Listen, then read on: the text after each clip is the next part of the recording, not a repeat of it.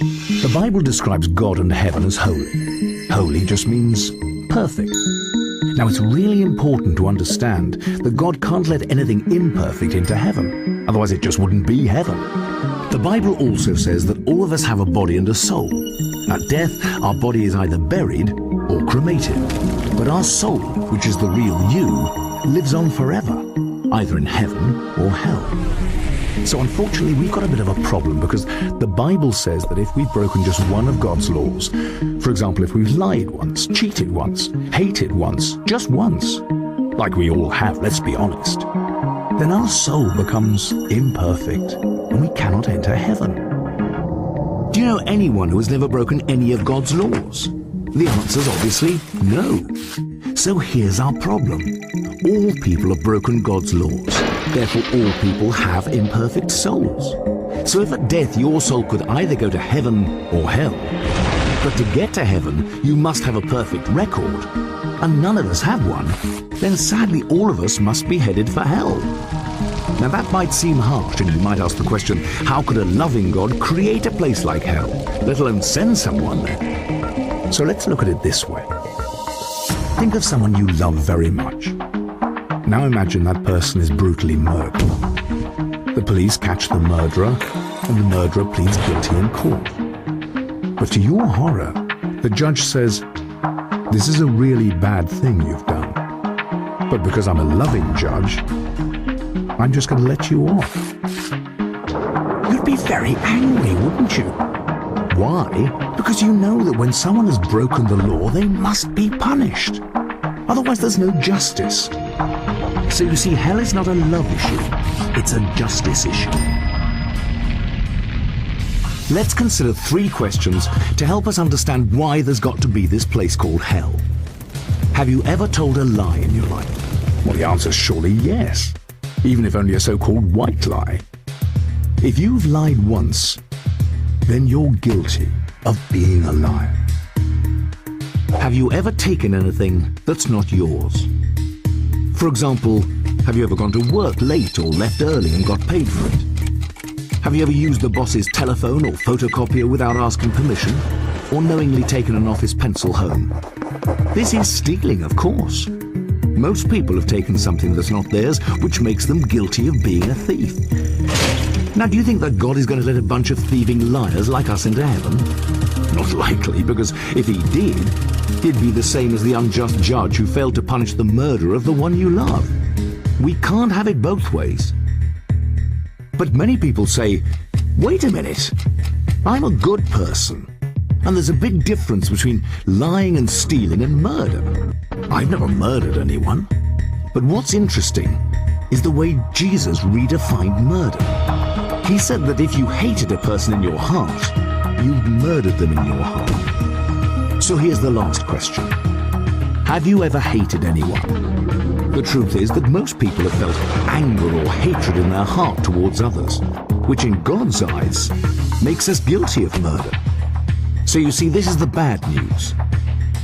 For the sake of justice, there has to be a place called hell. But there is good news, and this is where Jesus Christ comes in. The most significant thing that distinguishes Jesus from everyone else is that he is perfect. Unlike us, he's not broken any of God's laws. So he has a perfect record, a perfect soul. Picture the scene before Jesus came to earth 2,000 years ago. Jesus looked forward in time and saw you here today. He turned to God the Father and asked him, "Father, I love the people in the world, and I don't want them to go to hell for breaking your laws. Is there a way for them to be forgiven?"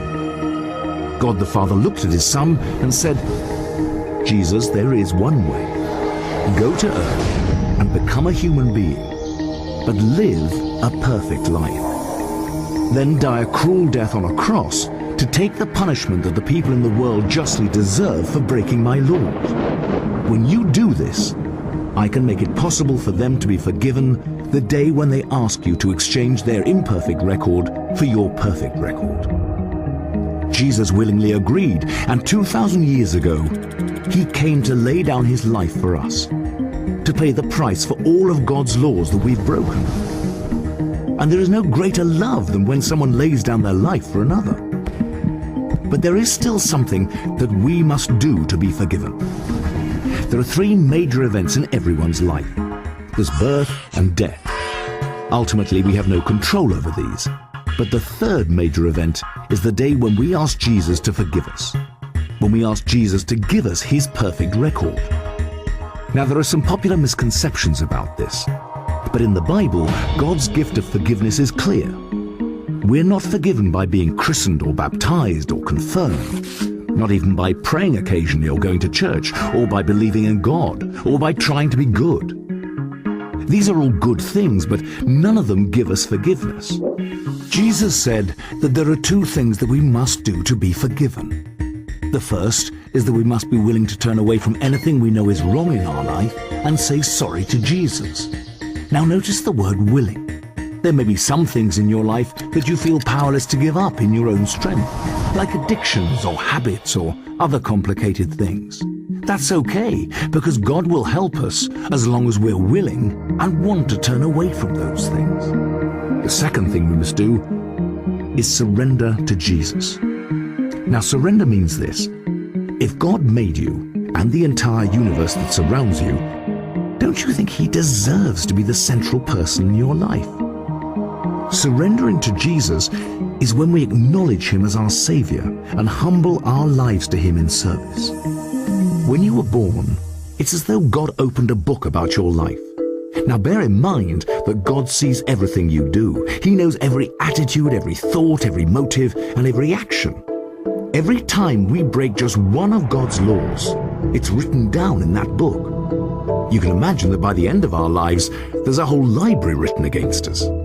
But when you turn and surrender to Jesus, something incredible happens.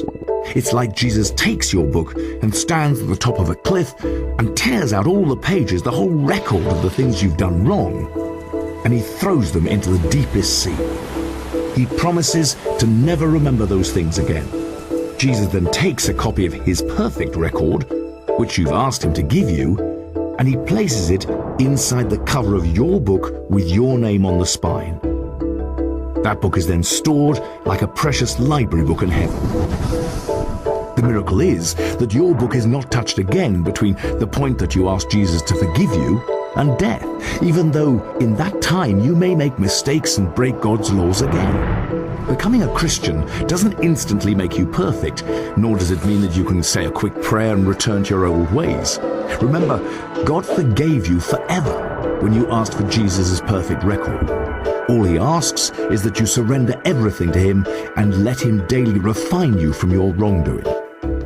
When you die, you will go before God on Judgment Day, and God will command his angels to get your book. He'll look inside that book and say, "This person was perfect."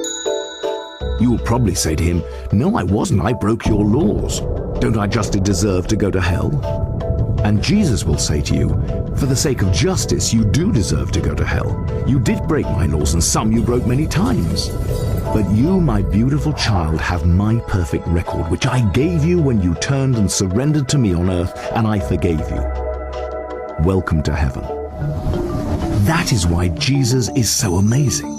He made it possible for everyone in the world, regardless of what mistakes we've made, to be forgiven and to one day enter heaven. But say you never turned and surrendered. Think about what would happen. When you die, you'll go before God at judgment, and God will say to you, "I'm sorry, I can't let you enter heaven. I have to send you to hell. You never asked me to forgive you. I loved you so much that I tried 6 ways to get through to you. First, I died on the cross to take your punishment.